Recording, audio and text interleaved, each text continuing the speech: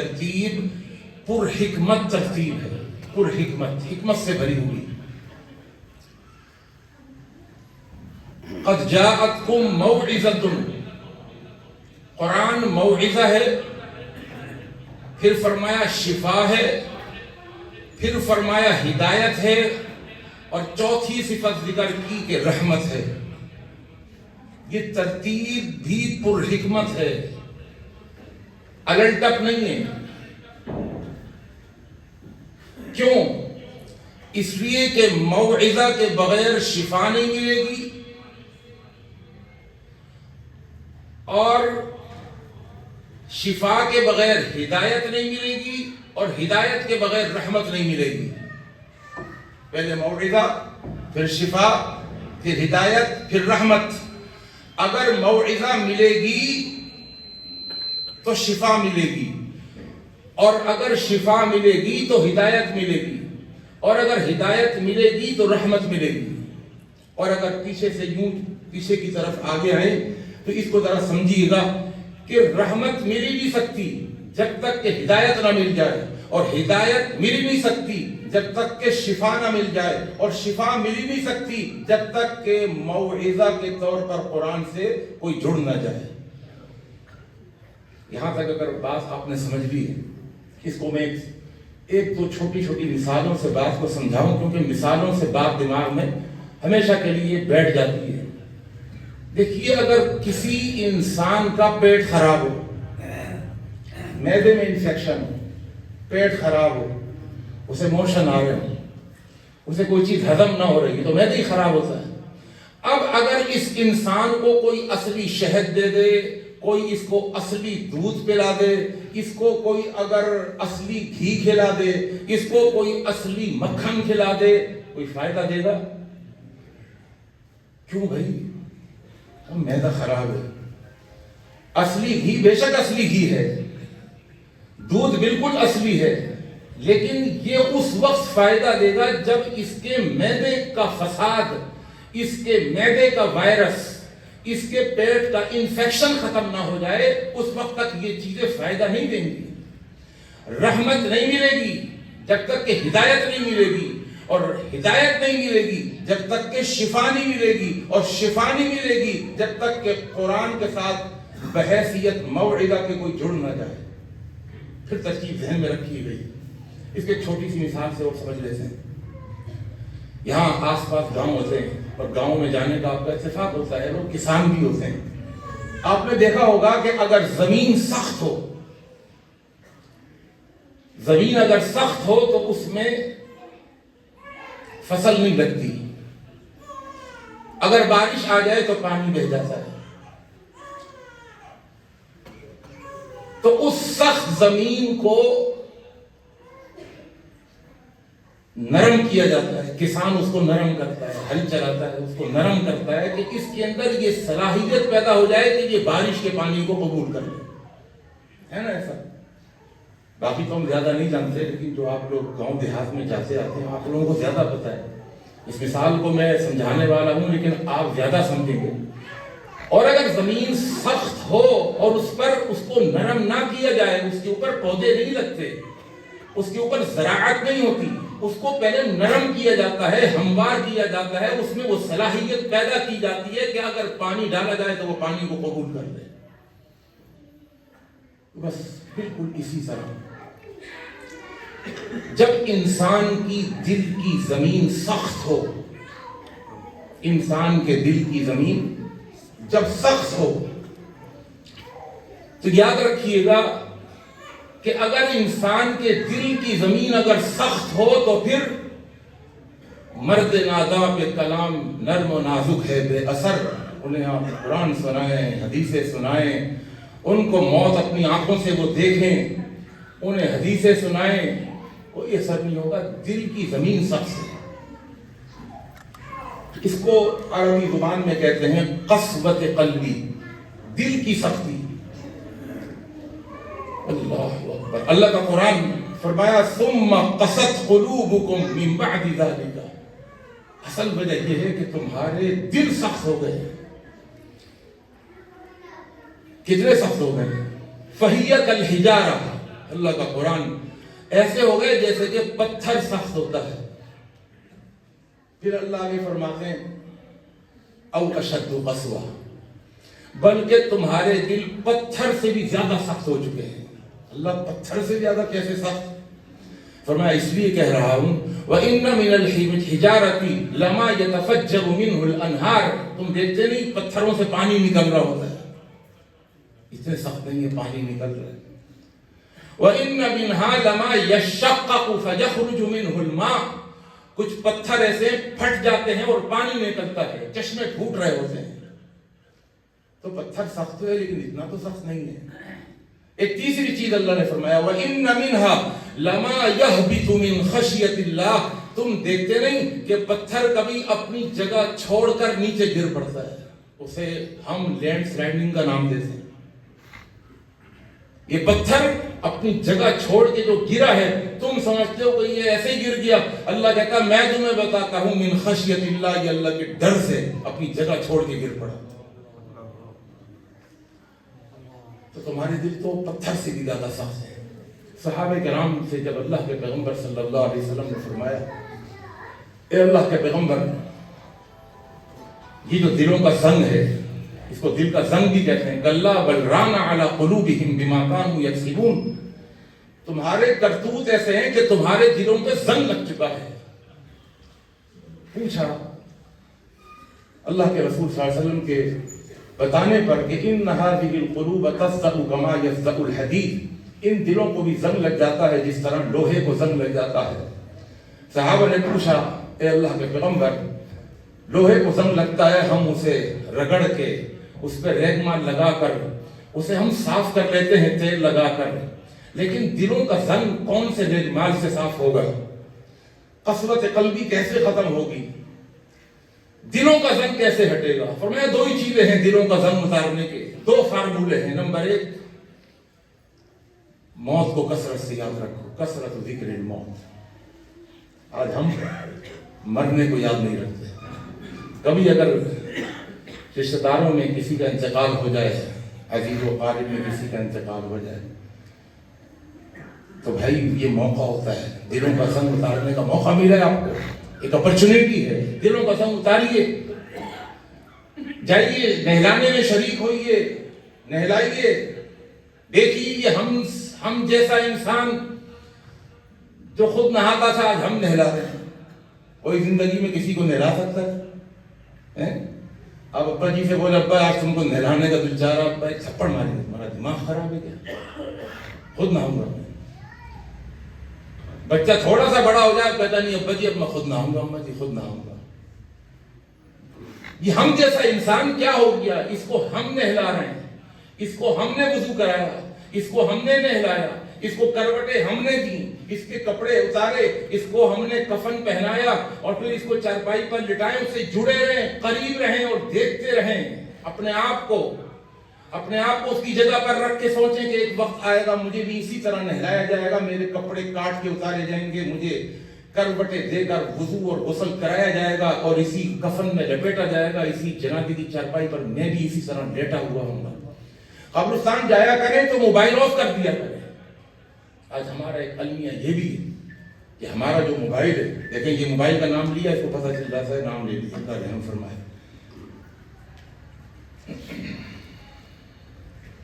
Mobile جو ہے وہ قبرستان میں بھی، میں نے اپنی آنکھوں سے دیکھا لوگ کاروبار کی باتیں قبرستان میں جا کے کر رہے ہیں. کیوں بھائی؟ تو قیامت آ جائے گی، ایک آدھے گھنٹے میں کوئی ٹھپ ہو جائے گا کاروبار. موبائل آف کر دیں، قبر سے جڑے رہیں، اس کو اتارنے میں شریک رہیں. جب اس کو لٹا دیا جائے اس کو دیکھیں کہ مجھے اسی طرح اتارا جائے گا. کوئی قبر اگر کھلی ہوئی ہو تو جا کر دیکھا کریں، اس کو اندر اتر کے دیکھا کریں کہ یار یہ میں کوٹھی اور بنگلے میں رہنے والا آدمی ہوں، یہاں آؤں گا اس جگہ پر، یہ کروٹ لینے کی بھی جگہ نہیں ہے. اس سے کیا ہوتا ہے؟ دلوں کا زنگ اترتا ہے. اللہ ہم کو دلوں کا زنگ اتارنے کی توفیق عطا فرمائے، دل کی سختی ختم ہوتی ہے. اور فرمایا دوسری چیز ہے اللہ کے قرآن سے جڑ جانا. اللہ کے قرآن سے جو جڑ جائے گا اور اللہ کے قرآن سے کس طرح جڑنا ہے وہ بھی انشاءاللہ آپ کو بتاؤں گا، آپ کی توجہ چاہیے۔ فرمایا ثم قست قلوبکم من بعد ذلک فہی کالحجارہ فبما نقضهم میثاقهم لعناهم وجعلنا قلوبهم قاسیہ۔ یہ جو تم عہد و پیما توڑ دیتے ہو، وعدے کر کے وعدہ خلافیاں کر جاتے ہو، تمہیں پتہ بھی اس سے کیا ہوتا ہے؟ لعناهم، اللہ کی لعنت پڑ جاتی ہے تمہارے اوپر۔ اور اللہ کا قرآن کیا کہتا ہے؟ وجعلنا قلوبهم قاسیہ، تمہارے دل سخت ہو جاتے ہیں۔ ایک اور مقام پہ فرمایا أَلَمْ يَأْنِ لِلَّذِينَ آمَنُوا أَن تَخْشَعَ قُلُوبُهُمْ لِذِكْرِ اللَّهِ وَمَا نَزَلَ مِنَ الْحَقِّ وَلَا يَكُونُوا كَالَّذِينَ أُوتُوا الْكِتَابَ مِن قَبْلِكُمْ فَطَالَ عَلَيْكُمُ الْأَمَدُ فَقَسَتْ قُلُوبُهُمْ وَكَثِيرٌ مِّنْهُمْ فَاسِقُونَ۔ یہ دلوں کی سختی ہے، اللہ اس دل کی سختی سے ہم کو بچائے۔ سوال یہ ہے کہ قسوت قلبی، دل کی سختی اللہ کے قرآن کے ساتھ جڑنے سے کیسے ختم ہو؟ اور یہی میرے جمعے کا موضوع ہے۔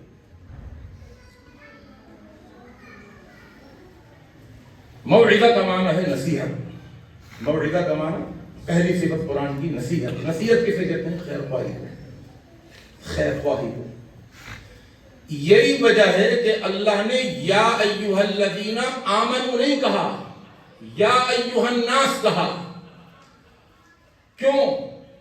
اس لیے کہ ہمدردی اور خیر خواہی یہ صرف مسلمان نہیں چاہتے بلکہ غیر مسلم بھی، وہ امن چاہتے ہیں، وہ پیس کو پسند کرتے ہیں۔ جہاں پر جس معاشرے میں وائلیشن ہو وہ پسند نہیں کرتے، وہ خون خرابے کو پسند نہیں کرتے۔ یورپ کے معاشرے بے شک مسلمان نہیں ہیں وہ، لیکن آپ جا کے دیکھیں یا ان کے بارے میں آپ کو پتا ہو، وہ امن اور سلامتیاں ہیں وہاں پر، وہاں حقوق ہیں، انسانوں کے حقوق ہیں، بلکہ جانوروں کے بھی حقوق ہیں۔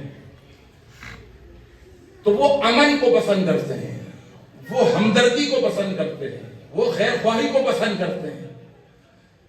کیوں؟ اس لیے کہ اللہ نے فطرت کے اندر، انسان کی جبلت کے اندر، انسان کی طبیعت کے اندر یہ چیز ڈالی ہے کہ خیر خواہ ہو انسان۔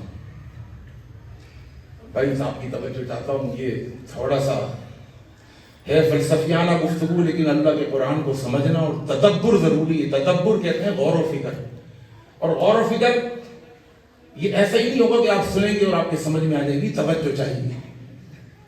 دیکھیے ابھی غزہ کے اندر جو انہوں نے پابندی لگائی تھی، تو آپ نے دیکھا کہ بحری قافلے نکلے نہیں نکلے، اس میں مسلم بھی تھے، غیر مسلم بھی تھے، بلکہ حیران کن بات یہ ہے کہ 90% غیر مسلم سے 90%۔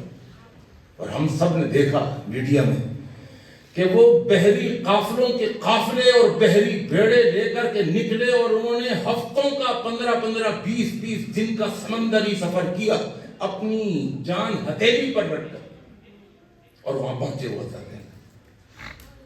کیوں بھئی وہ مسلمان تھے کیا؟ نہیں۔ یورپ کے معاشروں کے اندر بھی فطرت سلیمہ پر لوگ اب بھی باقی ہیں، اگرچہ اسلام قبول نہیں کرا۔ فطرت سلیمہ کیا مطلب سمجھ لیں؟ انسان کی فطرت میں اور جبلت میں اللہ نے یہ بات رکھی ہے کہ وہ جھوٹ کو ناپسند کرتا ہے، دھوکے کو ناپسند کرتا ہے۔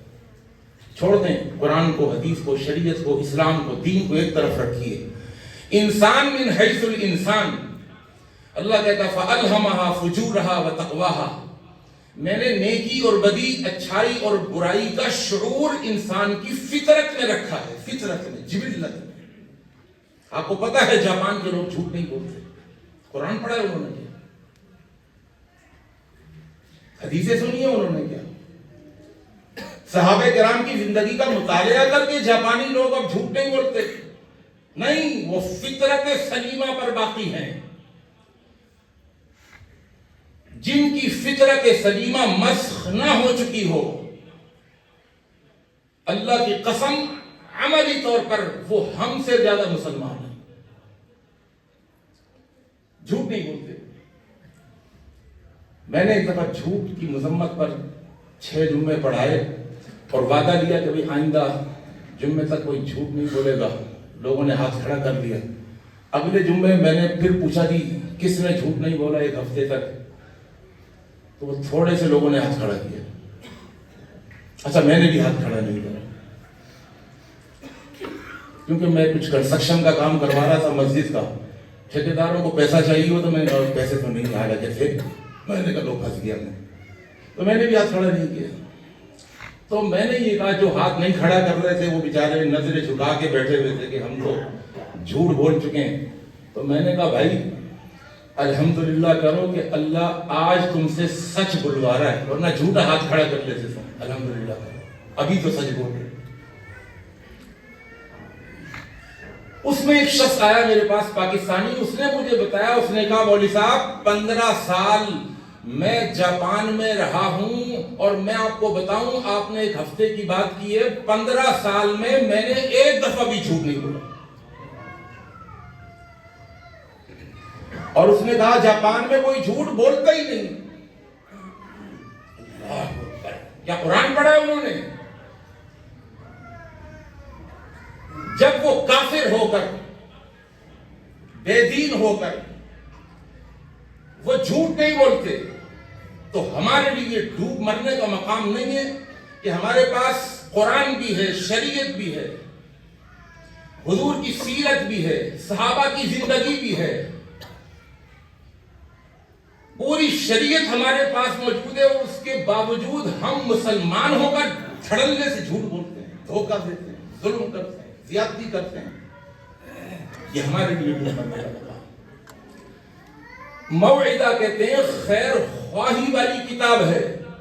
اللہ یا ایھا الذین آمنوا نہیں کہتا, یا ایھا الناس کہہ کر غیر مسلم معاشرے کو بھی اللہ بلاتا ہے. آؤ تم چاہتے ہو نا کہ معاشرے میں امن ہو, پیس ہو, خیر خواہی ہو, وائلیشن نہ ہو, آؤ میری اس کتاب سے جڑ کر کے دیکھو. یہ خیر خواہی والی کتاب ہے, اور جو اس کے ساتھ جڑ جائے گا, فرد ہو, ٹیم ہو, کوئی کنبہ ہو, کوئی قبیلہ ہو, کوئی برادری ہو, کوئی معاشرہ ہو, جو بھی اس کے ساتھ جڑ جائے گا وہ خیر خواہ بن جائے گا. ابھی تک بات سمجھ میں نہیں آئی, میں آپ کو ایک مثال سے سمجھاؤں. دیکھیے یہ کامن سینس کی بات ہے کہ جب کوئی اناڑی کسی کھلاڑی کے ساتھ جڑ جائے تو وہ بھی کھلاڑی بن جاتا ہے. جب کوئی اناڑی کسی کھلاڑی, آپ نے دیکھا نہیں ہوگا کہ کوئی بیچارہ مزدور ہوتا ہے, وہ مستری نہیں ہوتا, لیکن اگر وہ مستری کے ساتھ جڑ جائے اور مستری کھلاڑی ہو, ابھی مزدور کو ٹائل لگانے نہیں آتے, لیکن اگر وہ صحیح طریقے سے جڑ جائے مستری کے ساتھ, صحیح طریقے سے جڑ جائے, صحیح طریقے سے یعنی نگاہ ہو کہ ٹائل کی کٹنگ کیسے ہو رہی ہے, ٹائل کی فکسنگ کیسے ہو رہی ہے, وہ کس طرح ٹائل لگا رہا ہے. اگر مزدور اگر صحیح طریقے سے کسی مستری کے ساتھ جڑ جائے, سال بعد, 2 سال بعد, 3 سال کے بعد یہ اناڑی بھی کھلاڑی بن جاتا ہے, اور یہ بھی اپنے ہاتھ سے ٹائل لگا رہا ہوتا ہے نا. ایسا کوئی بھی اناڑی کام آ جاتا ہے, دیکھ کے کام آ جاتا ہے. بلکہ میں آپ کو بتاؤں, میرے بھائی مدینہ سے جب آئے زبیر, تو ان کے ہاتھ میں جگہ جگہ چربی کی گٹھلیاں نکلی ہوئی تھیں. تو وہ پریشان تھے کہ یار یہ بدنما لگتا ہے ہاتھ, یہ 4-5 گٹھلیاں نکلی ہوئی. میرے خالہ زاد بھائی جن اسپتال میں ایک سرجن کے ساتھ کام کرتے تھے, ہیلپر تھے, ان کی کوئی تعلیم نہیں ہے, لیکن وہ جڑے ہوئے تھے ہیلپر کے طور پر. تو وہ بیٹھے ہوئے تھے, انہوں نے کہا یار کل جنا اسپتال آ جانا, میں اس کو نکال دوں گا. ہم سمجھے یہ کیا نکالیں گے, ڈاکٹر نہیں نکالے گا. وہ پہنچ گئے, وہاں پہنچے, سرجن ابھی اپنے کمرے میں بیٹھا ہوا ہے, اور وہ میرے خالہ جان بھائی, وہ طاہر ان کا نام ہے, وہ آئے, انہوں نے ادھر انجیکشن لگایا, اور ہم سمجھ رہے ہیں کہ ڈاکٹر آئے گا ابھی کچھ کرے گا. وہ آئے, انہوں نے چیرا لگایا, تھوڑی دیر میں آ کر وہ گٹھلیاں باہر نکالی, کاٹا پیٹی کر, اور وہ 3-4 گٹھلیاں نکال کر, اور پھر اس کو پورا سیدھی, اور سینے کے بعد پٹی باندھنے کے لگے. جاؤ. ہم نے کہا بھائی سرجن, کہا یار وہ چھوٹے چھوٹے کام ہم کرتے ہیں, وہ نہیں کرتے. نہ تم ڈاکٹر, نہ تم سرجن. ارے یہ کیسے آ گیا؟ کہا یار یہاں پر 20 سال ہو گئے جڑے ہوئے سرجن کے ساتھ, یہ چھوٹے موٹے کام تو ہم خود کرتے ہیں. کوئی اناڑی کسی کھلاڑی کے ساتھ اگر جڑ جائے تو وہ بھی کھلاڑی بن جاتا ہے. بلکہ میں اتنی بڑی بات کیا کیونکہ اگر کوئی ٹرین چلانا نہ جانتا ہو, انجن چلانا نہیں جانتا ہو, لیکن انجن کے ڈرائیور کے ساتھ اگر وہ بیٹھ جائے نا سال 2 سال, اور وہ دیکھتا رہے کہ کس طرح انجن اسپیڈ پکڑتا ہے, کس طرح آگے بڑھتا ہے, کس طرح بریک لگائی جاتی ہے, تو 6 مہینے سال کے بعد اگر وہ جڑ جائے اور واچ کرتا رہے اور دیکھتا رہے, غور کرتا رہے نا, وہ بھی کیا کر لے گا, انجن کو چلا لے گا. ہم سب جانتے ہیں, کامن سینس کی بات ہے. اللہ اکبر. فرمایا یا ایھا الناس قد جاءتکم موعظۃ من ربکم, ایک ہمدردی والی کتاب, ہمدردی کرنے والی.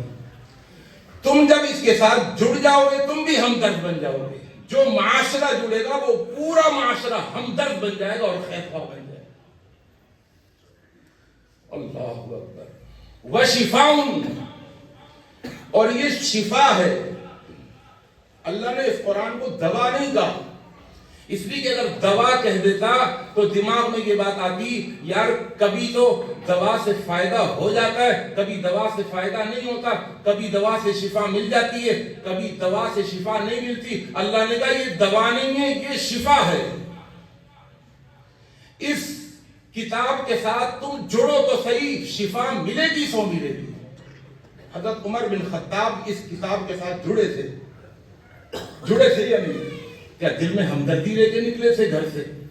نہیں, دل میں اللہ کے رسول صلی اللہ علیہ وسلم کا بغض, عداوت اور دشمنی اتنی بڑھ چکی تھی کہ نیام سے تلوار نکال کر اپنے گھر سے نکلے ہیں اور ارادہ کیا ہے اللہ کے رسول صلی اللہ علیہ وسلم کو قتل کرنے کا.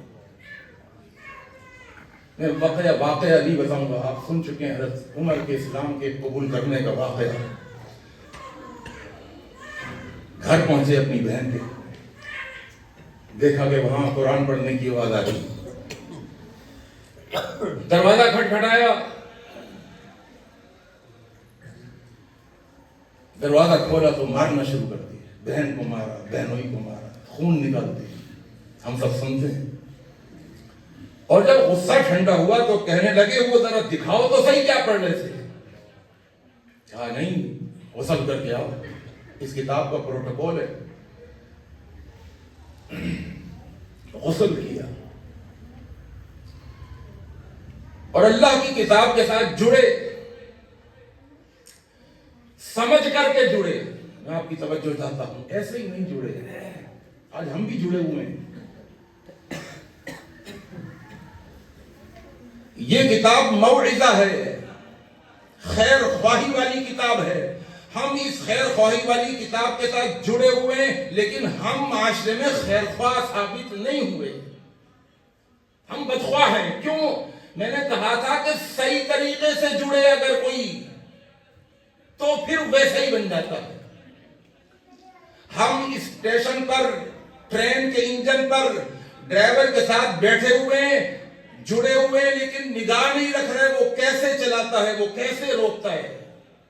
ہم صرف جڑے ہوئے ہیں پڑھنے کی حد تک, بغیر سمجھے اس کو 1 دفعہ پڑھتے ہیں, 2 دفعہ پڑھتے ہیں, رمضان میں 3 دفعہ پڑھتے ہیں. ہم اس طرح جڑے ہوئے ہیں, کوئی فائدہ نہیں ہو رہا. حضرت عمر بن خطاب رضی اللہ تعالی عنہ, خطاب کا بیٹا, اسلام لانے سے قبل اس کتاب کے ساتھ جڑا.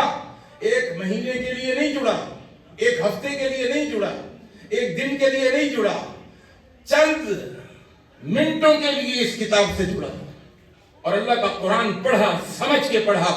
بسم اللہ الرحمن الرحیم. طٰہٰ مَا أَنزَلْنَا عَلَيْكَ الْقُرْآنَ لِتَشْقَىٰ إِلَّا تَذْكِرَةً لِمَنْ يَخْشَىٰ تَنزِيلًا مِّمَّنْ خَلَقَ الْأَرْضَ وَالسَّمَاوَاتِ الْعُلَىٰ الرَّحْمَٰنُ عَلَى الْعَرْشِ اسْتَوَىٰ لَهُ مَا فِي السَّمَاوَاتِ وَمَا فِي الْأَرْضِ وَمَا بَيْنَهُمَا وَمَا تَحْتَ الثَّرَىٰ.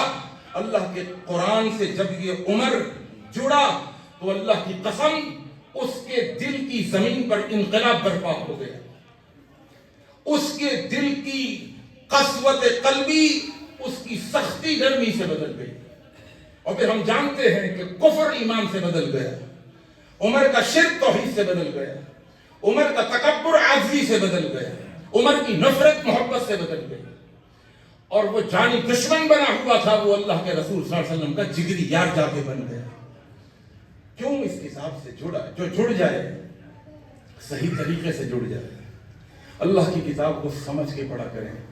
اور یہ جمعے کے دن یہ اللہ نے ایک موقع دیا ہے اللہ کی کتاب کو جڑنے کے ساتھ، اللہ کی کتاب کے ساتھ جڑنے کا یہ موقع اللہ نے دیا کہ آپ یہاں سمجھتے ہیں. یہاں صرف قرآن کی قرات نہیں ہوتی، قرآن کی آیتوں کا ترجمہ اور تشریح آپ کو بتائی جاتی ہے نا ایسا؟ تو یہ دلوں کا زنگ اترتا ہے. جمعوں میں بیٹھا کریں، خطبوں میں پہلے آیا کریں. آپ یقین جانیے گا کہ شریعت محمدیہ کا مطالعہ کر کے دیکھیں، کسی بھی موقع پر نماز کے بارے میں کہیں بھی شریعت نے یہ نہیں کہا کہ نماز کو مختصر پڑھو، نماز کو مختصر پڑھو، کہیں بھی شریعت نے نہیں کہا. لیکن جب جمعے کے خطبے کی باری آئی، کہا اگر کوئی شخص آئے والامام یخطب، اور امام خطبہ دے رہا ہو، تو وہ 2 رکعتیں پڑھے، فلیرکع رکعتین خفیفتین ولیرخص فیہما. اس کو چاہیے کہ 2 رکعتیں تو پڑھے لیکن جلدی جلدی پڑھے، مختصر پڑھے، ہلکی پڑھے، اس لیے کہ جمعے کا خطبہ اس سے نہ نکل جائے. تو یہ خطبے کی بڑی اہمیت ہے. اللہ اکبر. آئیے میں آپ کو بتاؤں، اللہ کے رسول حضرت محمد مصطفیٰ صلی اللہ علیہ وسلم کے صحابی حضرت جریر بن عبداللہ، طبرانی کی روایت ہے اور صحیح بخاری کی حدیث ہے. اللہ کے رسول صلی اللہ علیہ وسلم کے یہ صحابی جریر بن عبداللہ، ان کو گھوڑ سواری کا بڑا شوق تھا. حدیث کے الفاظ ہیں کہ ان جریر بن عبداللہ امر مولاہ ان یشتری لہ فرسا. انہوں نے اپنے ایک غلام سے کہا کہ میرے لیے مارکیٹ سے کوئی عمدہ گھوڑا خرید کے لے گیا، بہترین گھوڑا. وہ گئے، فاشترى له فرسا ب300 درہم، 300 درہم کا ایک بہترین گھوڑا جو مارکیٹ میں سب سے بہترین گھوڑا تھا، وہ خرید کر گئے. خرید لیا اور خریدنے کے بعد فجاء به وبصاحبه لينقضه الثمن.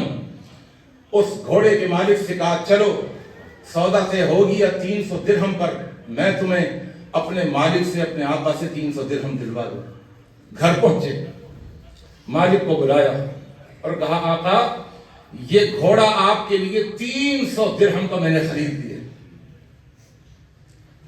انہوں نے گھوڑے کو دیکھا جریر بن عبداللہ نے، اور دیکھ کر خوش ہو گئے کہ بہت بہترین نسلی گھوڑا، اصلی گھوڑا.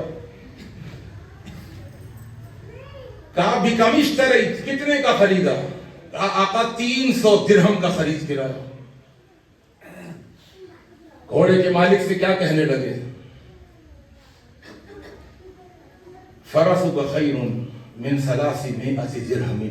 بھائی تمہارا گھوڑا 300 درہم سے زیادہ قیمت کا لگتا ہے. اتبیعہ ب400 درہم، کیا 400 درہم کا بیچو گے؟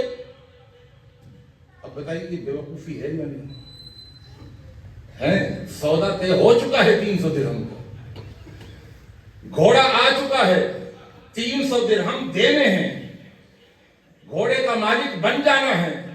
لیکن وہ گھوڑے کو دیکھ کر، اس کے مالک کو دیکھ کر جریر بن عبداللہ کہتے ہیں بھائی 300 درہم کا نہیں ہے، یہ 400 درہم کا مجھے بیچو گے؟ تو وہ مالک کہنے لگا ذاک الیک یا عبداللہ، اے اللہ کے بندے یہ تو آپ کے ہاتھ میں ہے، آپ جتنا گڑ ڈال دیں اتنا میٹھا ہو جائے گا، آپ 400 درہم دے دیجیے. کہنے لگے میں ذرا ایک راؤنڈ لگا کے ہوں. بیٹھے ایک راؤنڈ لے کر کے آئے.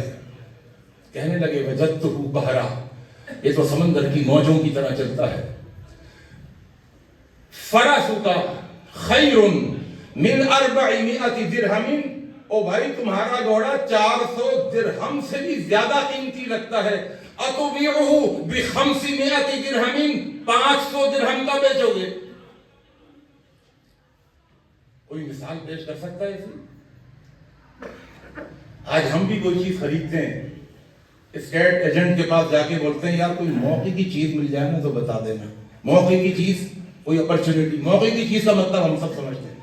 کوئی بیچارہ کسی وجہ سے، بیماری کی وجہ سے اپنی جگہ جو 1 کروڑ کی ہے وہ 80 لاکھ کی بیچ رہا ہو، وہ آدھی قیمت پر بیچ رہا ہو، اسے پیسے چاہیے، یہ موقع ہوتا ہے نا. یہ ہمارے نزدیک اپرچونٹی ہوتی ہے. بتا جی بڑی موقع کی جگہ یہ آپ، ہم کہتے ہیں بس لے لو، خرید. 500 درہم کا بیچو گے. اچھا آج کے دور میں اگر ہم یہ کسی کے ساتھ کریں نا، کوئی اگر ہم پوچھیں جی یہ امرود کیا کلو ہے، وہ کہے 200 روپے کلو، ہم کہیں یار امرود بڑے اچھے 300 روپے کلو دو گے، تو ایک تو ہماری شکل دیکھے گا، وہ کہے گا یہ مجھ سے چھیڑ چھاڑ کر رہا ہے نا ایسا. اب سنیں حدیث کے الفاظ صحیح بخاری کے، ثم لم يزل يزيده 100 فمئة حتى بلغ 800 درہم. صحیح بخاری کے الفاظ، مسلسل اس کے ریٹ بڑھاتے رہے یہاں تک کہ 800 درہم پر اس کا سودا طے کیا. 800 درہم پر اس کو 800 درہم دیے. گھوڑے کو اپنے ہاتھ میں لیا، اس کی لگام پکڑی. مالک کے جانے کے بعد غلام نے کہا آقا آپ نے تو کمال ہی کر دیا. یہ کیا کر دیا؟ جو 800 درہم کا آپ نے خریدا، یہ میں 300 درہم کا خرید چکا تھا، اور آپ اس کی قیمت کم کرانے کے بجائے آپ بڑھائے چلے جا رہے ہیں. اور آپ نے کتنی بڑھا دی؟ اصل قیمت سے 500 درہم زیادہ دے دیے، 800 درہم آپ نے دے دیے. یہ مجھے سمجھ نہیں آئی. اللہ اکبر. جریر بن عبداللہ نے جو جواب دیا نا اپنے اس غلام کو، وہ جواب ہمارے منہ پہ تماچا ہے، ہمارے منہ پہ تماچا ہے.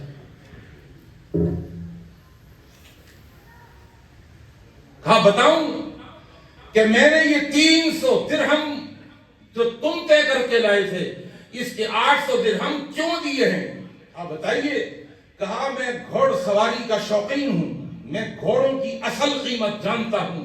میں نے جب یہ گھوڑا دیکھا تھا تو میں سمجھ گیا یہ کوئی قیمتی گھوڑا ہے، اور جب میں نے اس کے مالک کے چہرے کی طرف دیکھا تو اس کے چہرے نے بتا دیا کہ وہ کسی مجبوری کی وجہ سے 800 درہم کا قیمتی گھوڑا 300 درہم پر بیچنے کے لیے تیار ہو گیا، اور اپنا گھوڑا وہ بیچ رہا ہے.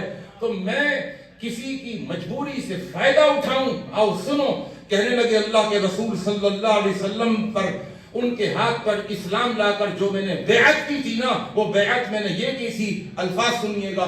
بایعت رسول اللہ صلی اللہ علیہ وسلم علی اقام الصلاة و ایتاء الزکاة والنصح لکل مسلم.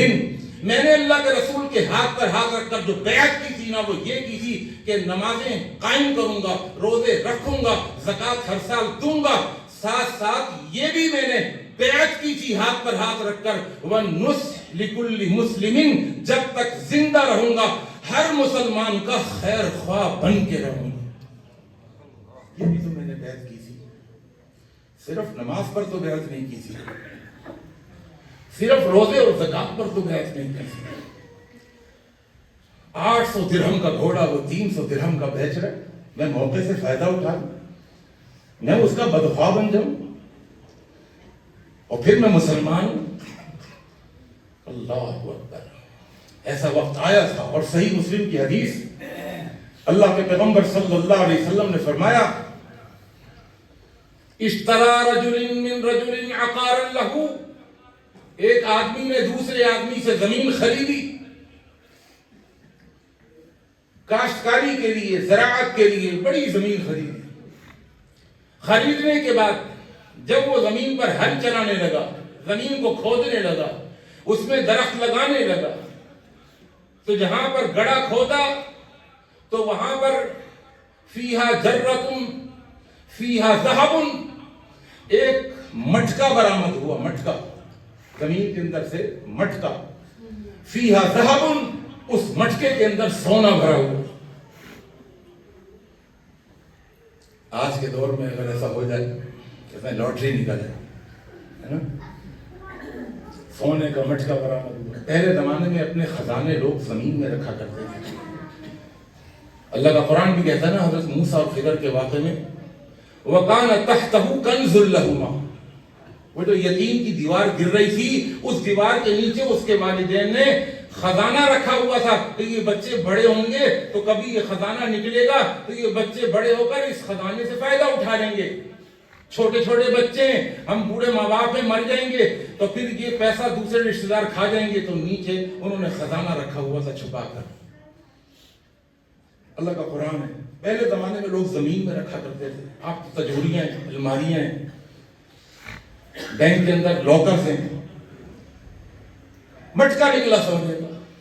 اللہ کے رسول صلی اللہ علیہ وسلم نے فرمایا اس نے مٹکا لیا اور سونے کا مٹکا لے کر جس سے زمین خریدی تھی اس کے پاس پہنچ گیا اور اس کے پاس پہنچ کر کہنے لگا انما اشتریت منک الارض ولم ابتع منک الذهب. اور میرے بھائی میں نے تم سے زمین خریدی تھی، زمین کے اندر یہ سونا نہیں خریدا تھا.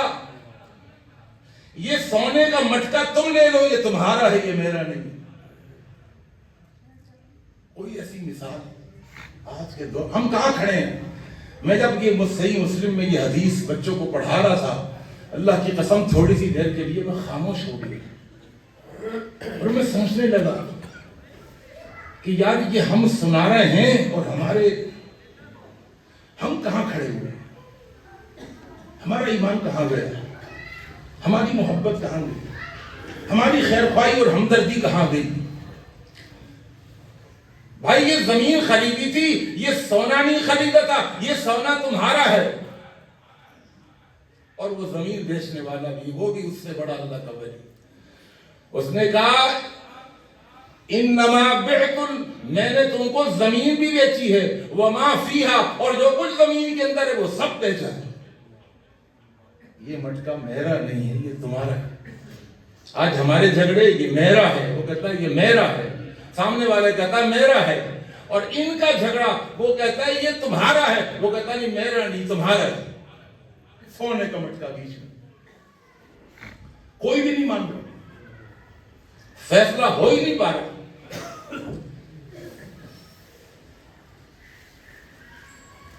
ایک تو ہوتا ہے نا ایسے ہی اخلاقی طور پر اچھا جی صحیح ہے جزاک اللہ ماشاءاللہ ٹھیک ہے جی میں لے جاتا ہوں. نہیں، وہ لینے کے لیے تیار نہیں اور یہ بھی لینے کے لیے تیار نہیں. سونے کا مٹکا بیچ میں رکھا ہوا ہے. کہنے لگے بھائی کسی اور کے پاس چلتے ہیں، وہ فیصلہ کرے. حدیث کے الفاظ ہیں فتحاکم الی رجل، ایک اور آدمی کے پاس اپنا فیصلہ لینے کے لیے اس کے پاس پہنچ گئے اور کہنے لگے بھائی فیصلہ کر دو، یہ سونے کا مٹکا یہ کس کا ہے؟ میں نے زمین خریدی تھی، میں نے یہ نہیں خریدا تھا، یہ بیچنے والے کا ہے. بیچنے والے کہا میں نے زمین بھی بیچ دی تھی اور جو کچھ اس کے اندر تھا میں نے سب بیچ دیا تھا، یہ میرا نہیں ہے، یہ اس کا ہے. اچھا وہ تیسرا آدمی بھی اللہ کا ولی تھا، وہ کوئی ہماری طرح مولوی نہیں تھا. وہ کہتا ٹھیک ہے جی صحیح ہے، آپ ایسا کریں ہمارے مدرسے میں دے دیں، ہم اس کو دیکھ لیں گے. ایسا نہیں تھا. اللہ اس نے کہا یہ بتاؤ کیا تمہاری اولاد ہے؟ ایک نے کہا میرا لی غلام، میرا لڑکا ہے نوجوان بچہ. دوسرے سے پوچھا، اس نے کہا لی جاریۃ، میری ایک نوجوان بچی ہے. کہا تم ایسا کرو تم اپنے بچے کی شادی اس کی بچی سے کر دو اور یہ مٹکا دونوں کو گفٹ کر دو. اللہ اکبر، اللہ اکبر. یہ نصیحت کی کتاب ہے، خیر خواہی کی کتاب ہے. اس کتاب کے ساتھ ہم جڑے نہیں صحیح طرح جس طرح جڑنا چاہیے تھا.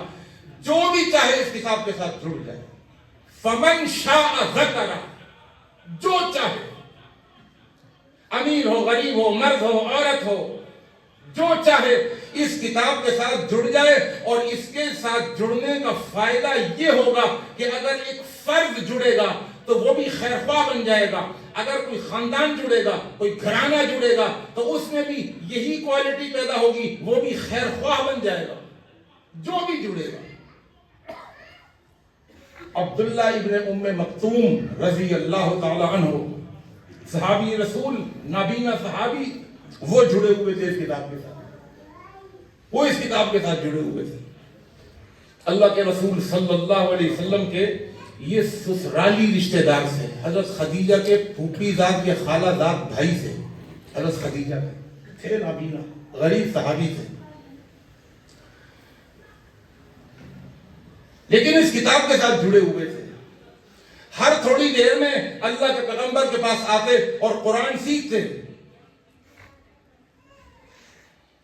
اللہ کے رسول صلی اللہ علیہ وسلم ایک موقع پر بڑے بڑے سرداران قریش کے ساتھ بیٹھے ہوئے تھے، عتبہ، ربیعہ، ابو جہل، بڑے بڑے مکہ کے سردار، اور آپ یہ چاہ رہے تھے کسی طرح یہ چودھری مکہ کے یہ اسلام قبول کر لیں، اس کا فائدہ یہ ہوگا یہ اسلام قبول کریں گے، ان کے سارے فالوورز وہ اسلام قبول کر لیں گے، یہ اسلام قبول کر لیں گے. تو جو مکہ کے اندر بلال کو مارا جا رہا ہے اور اللہ کے رسول صلی اللہ علیہ وسلم کے صحابہ پر اذیت کے اور ظلم کے پہاڑ توڑے جا رہے ہیں، اس ظلم کے اندر کمی آ جائے گی، یہ بڑے بڑے سردار جو ہیں یہ اسلام قبول کر لیں. آپ کی چاہت یہ تھی، لیکن اب تک ہوا یہ تھا کہ غریب ہی غریب آ رہے تھے، غریب ہی غریب، غلام ہی غلام، سارے غریب جمع ہو گئے تھے، اسلام قبول کر دیا تھا. لیکن آپ کی نگاہ تھی کہ کسی طرح سردار آ گئے وہ اسلام قبول کر. اللہ کے رسول صلی اللہ علیہ وسلم ان سے پوچھتے کہ تم کیوں نہیں آتے، تو وہ جواب دیتے جو ہزاروں سال قبل نوح علیہ السلام کی قوم نے جواب دیا تھا کہ آپ کے پاس جو بیٹھے ہوئے ہیں وہ ہمارے نوکر، وہ ہمارے گھوڑوں کی مالش کرنے والے، وہ ہمارے زمینوں پر کام کرنے والے، ہمارے نوکر، ہمارے چاکر جو ہمیں سلام کرتے ہیں وہ بیٹھے ہوئے ہیں. کیا ہم ان کے ساتھ آ کے بیٹھ جائیں، اپنے غلاموں کے ساتھ بیٹھ جائیں؟ ہم سردار ہیں. آپ اگر چاہتے ہیں کہ ہمیں قرآن سکھائیں تو ہمارے لیے ایک ایسی محفل کا اہتمام کیجئے کہ کوئی غلام نہ ہو، غریب نہ ہو، فقیر نہ ہو، کوئی چھوٹا آدمی نہ ہو، سارے بڑے بڑے سردار ہوں. اللہ کے رسول صلی اللہ علیہ وسلم تیار ہو گئے، محفل سجی ہوئی ہے، اللہ کے رسول انہیں تبلیغ فرما رہے ہیں، بڑے بڑے مکہ کے چودھری بیٹھے ہوئے ہیں، اور آپ کی خواہش یہ کسی طرح یہ اسلام قبول کر لیں، کسی طرح یہ اللہ کی کتاب سے جڑ جائیں. اتنی دیر میں ابھی نصیحت فرما رہے تھے کہ عبداللہ ابن ام مکتوم آ گئے، نابینا صحابی، اور آئے. دیکھیں نابینا کو تو پتہ نہیں ہوتا نا کہ جس کے پاس جا رہا ہوں وہ کہاں بیٹھا ہوا ہے، بس وہ پوچھتے پوچھاتے وہ پہنچ گئے. اور جب اللہ کے پیغمبر کی آواز سنی تو ان کو پتہ نہیں کہ کون سی محفل لگی ہوئی ہے، کون سی محفل سجی ہوئی ہے، کیا معاملات ہیں. انہوں نے آ کے اسی انداز میں کہنا شروع کر دیا، علمنی مما علمک اللہ، اے اللہ کے رسول جو اللہ نے آپ کو سکھایا ہے مجھے بھی سکھا دیجیے، جو آیتیں اتری ہے مجھے بھی سنا دیجیے. ارشدنی. اللہ کے رسول صلی اللہ علیہ وسلم نے عبداللہ ابن ام مکتوم کو جو دیکھا، اور ادھر بڑے بڑے سردار جو تھے وہ اٹھنا شروع ہو گئے، چلے گئے. اور عبداللہ ابن ام مکتوم اللہ کے رسول کے قریب آ رہے ہیں. اللہ کے رسول نے جب ان سرداروں کو دیکھا کہ اس محفل سے اٹھتے ہوئے جا رہے ہیں کہ ہم نے آپ سے کہا تھا کسی غریب کو نہ بلانا، کسی مسکین کو نہ بلانا، ہم اور آپ سنیں گے اور سنائیں گے، یہ پھر آ گیا آپ کے پاس سے غریب. اللہ کے پیغمبر صلی اللہ علیہ وسلم سے ایک غلطی ہو گئی. غلطی کیا ہوئی کہ آپ نے کچھ کہا نہیں. سنیے گا ذرا، توجہ چاہتا ہوں. عبداللہ ابن ام مکتوم کو کچھ کہا نہیں، صرف نگاہ ڈالی، اور نگاہ ڈالنے کے بعد نگاہ پھیر لی، منہ پھیر لیا. بڑی بے پرواہ ذات، اللہ الصمد، بے پرواہ ذات. اللہ کو نبی کی یہ بے رخی اللہ کو پسند نہیں ہے. قرآن اتارا، 16 آیتیں نازل فرمائیں عبداللہ ابن ام مکتوم کے حق میں، 16 آیتیں. اور ان آیتوں کا میں ترجمہ کروں گا، آپ ہل جائیں گے. بسم اللہ الرحمن الرحیم. سنیے قرآن مجید کا 30واں پارہ، سورہ عبس. عبسا وتولا. عبسا اللہ نے یوں نہیں فرمایا، جو اہل علم ہیں، اہل نظر ہیں، ان کے لیے نقطہ عرض کر رہا ہوں. اللہ نے یوں نہیں فرمایا عبستا وتولیتا، یہ نہیں کہا کہ آپ نے منہ پھیرا، آپ نے بے رخی کی، یہ نہیں کہا اللہ نے، کیونکہ اللہ کی ایسی ناراضگی کہ اللہ ڈائریکٹ نبی سے مخاطب ہو کر کے کہہ دے، اللہ کو بھی پتا تھا کہ میرے نبی کو میری یہ ناراضگی برداشت نہیں ہو سکے گی۔ کبھی کبھی ایسا ہوتا ہے نا، کہنا بیٹی کو سنانا بہو کو، ایسا کر رہے ہوتے ہیں، ہے نا۔ اللہ نے بھی کیا کہا، 2 آیتوں کے اندر ڈائریکٹ نبی سے خطاب نہیں کیا، بلکہ اللہ کا غصہ دیکھیے، اللہ نے فرمایا بسم اللہ الرحمن الرحیم عبسا، اس نے ترش روئی اختیار کی، بے رخی برتی، اس نے یہ نہیں کہا، محبت بھی تو کرتے ہیں اللہ اپنے نبی سے، اس نے بے رخی اختیار کی، وتولا، اور اس نے منہ پھیر لیا۔ منہ کس نے پھیرا تھا؟ نبی نے۔ مفسرین حضرات لکھتے ہیں اگر اللہ یوں کہہ دیتا نا عبستا وتولیتا، بے رخی برتی آپ نے، منہ پھیر لیا آپ نے، تو نبی کو برداشت نہیں ہوتا اللہ کی یہ ناراضگی۔ اللہ بھی جانتا تھا کہ میرے نبی مجھ سے کتنی محبت کرتے ہیں، میں اپنے نبی سے کتنی محبت کرتا ہوں۔ تو 2 آیتوں کے اندر تو اللہ نے خطاب کیا کسی اور کے بارے میں، اس نے بے رخی اختیار کی، اس نے منہ پھیر لیا۔ اب کیوں منہ پھیر لیا؟ ان جاءہ الاعمی، کہ اس کے پاس ایک نابینا آ گیا۔ اب اس کے بعد اللہ نے ڈائریکٹ خطاب کیا، وما یدریک، اے نبی آپ کو کیا پتا، لعلہ یزکا، وہ اس لیے آیا تھا کہ اپنے باطن کو صاف کر لے، او یذکروا، یا اس نصیحت والی کتاب سے جڑ جائے، فتنفعہ الذکر، اور یہ نصیحت والی کتاب اس کو نفع پہنچا دے۔ اما من استغنا، جو آپ سے بے پرواہی برتتے ہیں، فانت لہ تصدی، فانت کہہ کے اللہ کہہ رہے آپ ان کے پیچھے پڑے ہوئے ہیں۔ وما علیک الا یزکا، اگر وہ اپنے آپ کو قرآن سے نہیں جوڑتے آپ کے اوپر کوئی ذمہ داری نہیں۔ وَأَمَّا مَنْ جَاءَكَ يَسْعَى، یہ اللہ کا قرآن ہے، اور وہ جو آپ کے پاس آیا یسعا، یسعا کے معنی دوڑتا معنی، نابینا دوڑتے نہیں ہیں، سعی کے معنی دوڑنے کے آتے ہیں، سعی کا معنی دوڑنے کا نہیں ہے، سعی کا معنی کوشش کا ہے۔ نابینا کو بلائنڈ پیپل فاؤنڈیشن کے اندر ہم دیکھتے ہیں کہ کس طرح نابینا آتے ہیں۔ آپ کسی نابینا کو چلتے ہوئے کبھی دیکھا کریں، جانا کدھر ہوتا ہے اور اس کا منہ کدھر ہوتا ہے، کبھی دیوار سے ٹکراتا ہے، کبھی کسی لکڑی سے ٹکراتا ہے، کبھی کسی منڈیر سے ٹکراتا ہے، کبھی ادھر ٹھوکرے کھاتا ہے، کبھی ادھر ٹھوکرے کھاتا ہے۔ یہ اس کی کوشش ہے، یہ اس کی محنت ہے، بڑی محنت سے ٹھوکرے کھاتا ہوا، ٹکراتا ہوا، لوگوں سے پوچھتا ہوا، وہ جو آپ کے پاس آیا ٹھوکرے کھاتا ہوا، لڑکھڑاتا ہوا اور لوگوں سے پوچھتا ہوا، محنت کرتا ہوا، وہ جو آپ تک پہنچا گرتا پڑتا، وہ اما من جاءک یسعا وہو یخشا، اور وہ اللہ سے بھی ڈرتا ہے، فانت عنہ تلہا، آپ اس سے بے پرواہی برتتے ہیں، اس سے منہ پھیرتے ہیں۔ اللہ کا قرآن کلا، ہرگز نہیں، ہرگز نہیں، یہ رویہ آپ کا غلط ہے۔ انہا تذکرہ، یہ ایک نصیحت والی کتاب ہے، فمن شاء ذکرہ، جو چاہے اس نصیحت والی کتاب سے جڑ جائے، جو چاہے، نابینا چاہے تو نابینا جڑ جائے۔ اور اللہ نے سورہ غاشیہ کے اندر کیا فرمایا؟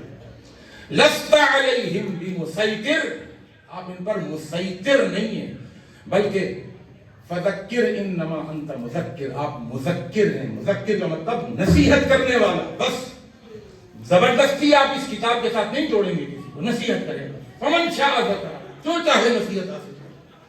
اللہ کے رسول صلی اللہ علیہ وسلم فرمایا کرتے تھے اس وحی کے اترنے کے بعد، ھذا، جب بھی عبداللہ ابن مکتوم آپ سے کہتے ھذا، یہ وہ ہے، من عاتبنی فیہ ربی، جس کی وجہ سے میرے رب نے مجھے ڈانٹا ہے۔ اور اللہ کے رسول ان کو عزت دیتے تھے، 10 مرتبہ آپ نے ان کو مدینے کا گورنر بنایا، جانشین بنایا۔ جب فتح مکہ کے لیے نکلے تو اپنے مسلح پر ان کو کھڑا کیا۔ یہ وہ ہیں کہ ان کی شان یہ تھی کہ یہ جہاد میں شریک ہونا چاہتے تھے لیکن نابینا ہونے کی وجہ سے شریک نہیں ہو سکتے تھے، غزوہ بدر میں شریک نہیں ہوئے۔ اللہ نے قرآن مجید کے اندر آیتیں نازل فرمائیں کہ جو اپنے گھر میں بیٹھے رہے اور جو جہاد میں نکلے ہوئے تھے وہ برابر نہیں ہیں۔ لا يستوي القاعدون من المؤمنین والمجاہدون فی سبیل اللہ باموالہم وانفسہم فضل اللہ المجاہدین علی القاعدین اجرا عظیما۔ وہ جو مجاہدین تھے اللہ نے ان کو فضیلت دی ہے، ان قاعدین پر جو گھر میں بیٹھے رہ گئے اجر عظیم سے نوازا ہے۔ عبداللہ ابن ام مکتوم آ گئے اور یہ وحی کے الفاظ سنے، اللہ کے رسول ثابت بن قیس سے وحی کے الفاظ لکھوا رہے تھے۔ اللہ کے نبی سے کہنے لگے، اللہ کے نبی میں تو قائدین میں سے تھا، نابینا ہونے کی وجہ سے جہاد میں شریک نہیں ہو سکا، کیا وہ جہاد میں جو شریک ہو گئے وہ مجھ سے اجر و ثواب میں آگے بڑھ گئے؟ ہم تو نابینا ہیں، ہماری ایکسیپشن ہونی چاہیے، ہماری استثناء ہونی چاہیے۔ غیر اولی الضرر، اللہ کے رسول ہم تو نابینا ہیں، ہم تو معذور ہیں، ہم اجر و ثواب میں پیچھے کیوں رہ جائیں؟ ہمارے لیے تو استثناء ہونی چاہیے۔ زید بن ثابت کہتے ہیں میں نے وحی کے الفاظ لکھ لیے شانے کی ہڈی پر، کاغذ تو نہیں ہوتے تھے، شانے کی ہڈی پر لکھ لیے، میری ران حضور کی ران کے نیچے تھی۔ اللہ نے ابھی عبداللہ ابن ام مکتوم کی گفتگو مکمل بھی نہیں ہونے پائی تھی، اللہ نے وہی پھر بھیجی، جبرائیل کو بھیجا اور کہا غیر اولی الضرر، یہ الفاظ لکھ دیجئے، غیر اولی الضرر۔ اللہ نے استثناء کر دی سوائے ان لوگوں کے کہ جنہیں کوئی تکلیف ہے، بیماری ہے، نابینا ہے، لنگڑے لولے ہیں، اجر و ثواب میں وہ بھی مجاہدین کے ہم پلہ ہیں، برابر ہیں۔ زید بن ثابت کہتے ہیں اللہ کی قسم جب یہ غیر اولی الضرر کے الفاظ اترے میری ران حضور کے ران کے نیچے تھی، وحی کا اتنا دباؤ تھا مجھے لگا میری ران کی ہڈی ٹوٹ جائے گی۔ غیر اولی الضرر دو لفظ ہیں، دو لفظوں کے اترنے پر کہتے ہیں قریب تھا کہ میری ران کی ہڈی ٹوٹ جاتی۔ پھر جب وحی کے آثار ختم ہوئے اللہ کے رسول نے کہا لکھی ہوئی آیت کے اندر غیر اولی الضرر کا اضافہ کر دو۔ اللہ نے عبداللہ ابن ام مکتوم کی عزت رکھی ہے اور اللہ نے قرآن کے اندر دو لفظ اور بھیج دی۔ اللہ سے دعا ہے اللہ مجھے اور آپ کو قرآن مجید سے جڑنے کی توفیق عطا فرما دے اور اس طرح جڑیں جس طرح جڑنا چاہیے، صحیح طریقے سے جڑیں، سمجھ کے اللہ کی کتاب کو پڑھیں، تب دل کی زمین پر انقلاب برپا ہوگا، تب قسوت قلبی ختم ہوگی، دل کی سختی ختم ہوگی، اور جس دن دل کی سختی ختم ہو جائے اللہ کی قسم پھر آپ دیکھیے گا قرآن پہ دوا نہیں بنے گا، ڈائریکٹ شفا بنے گا، پھر ہدایت ملے گی، پھر رحمت ملے گی، پھر جو بھی پودے اگیں گے وہ اچھے ہی اگیں گے، وہ پھل اور پھول پیدا ہوں گے اور انشاءاللہ معاشرے کے اندر تبدیلی آئے گی۔ اقول قولی ھذا استغفر اللہ لی ولکم۔